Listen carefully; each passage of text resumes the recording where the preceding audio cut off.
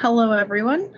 We have some winter weather driving tips for you today, specifically before you leave home and once you're out in the snow. So, before you leave home, you should definitely plan with other people that are with you in your party, as far as when you're leaving, how much time you think it should take to get there or wherever your location is, and check the weather ahead of time and make a cost benefit analysis, if you will, about whether it's truly important that you go out to the mountains. So before you leave home, you should keep extra blankets and warm clothes in your car. You don't know if you get pulled off on the side of the road or something happens, if you could be waiting in your car for a long time, and you may want to layer up. Next, make sure that your tires are properly inflated. When you're driving in snow or colder conditions, the air inside of your tires may compress, and you need to make sure that your tires are properly inflated for the drive. Keep half a tank of gas in your car at all times. For the same reason that you would keep the extra blankets or warm clothes, just because you don't want to be worrying about having heat and warmth if you're out in really cold weather, especially in Colorado. When you don't know when the next time you're going to see a cell phone tower or whatnot. Next, don't warm up your car in an enclosed location. So if you're out in the mountain and you've rented an Airbnb or something that has a garage, it's best not to leave the garage door closed whenever you go out to warm up your car for your way back, because the exhaust from the car will build up in that enclosed location, and carbon monoxide poisoning is real. So please don't do that. If you can just open the garage door or even pull your car out into the driveway, both would work to keep carbon monoxide poisoning from happening. And lastly, do not use cruise control. This sounds very understandable, but you never know. Some people have never seen snow before. Poor souls.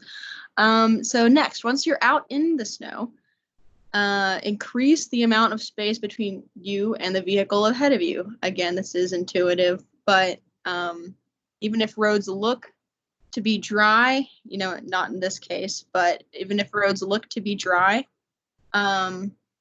you could get snow that's blown into the road and could create a really slick spot. So it's better just to, as a rule, keep more distance than you would in, May.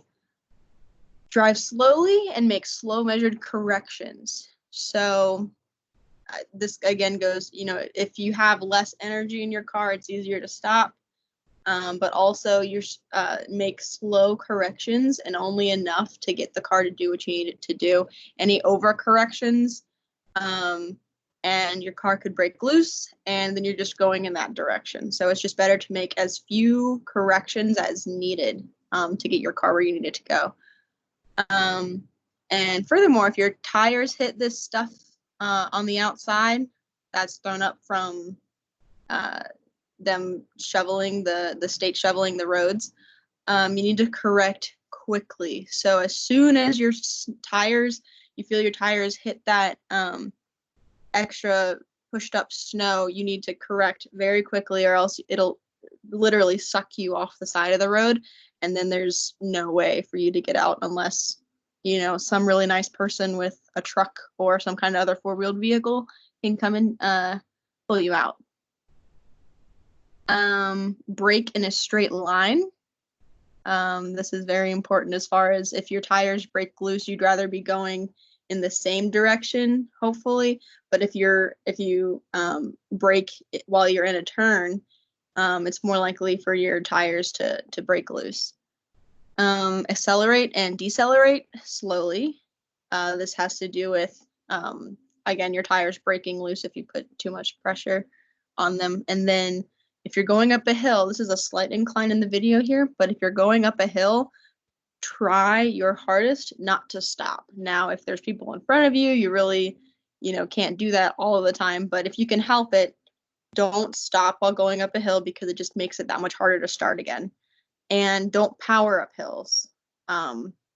So like on this road, this is I think 103, going from Monument to Larkspur. Specifically, there's a lot of hills on this road, and if you can, if it's possible, with all there's obviously a lot of traffic in this video, but it's better if you speed up going up or going down a hill, and then if you can not accelerate, but just allow that energy to carry you up the hill. That would be better, but just keep your car moving as much as possible. So it's if you stop and you try to accelerate, you may break traction and then slide back down, and no one wants that. So don't power up hills. Thank you very much.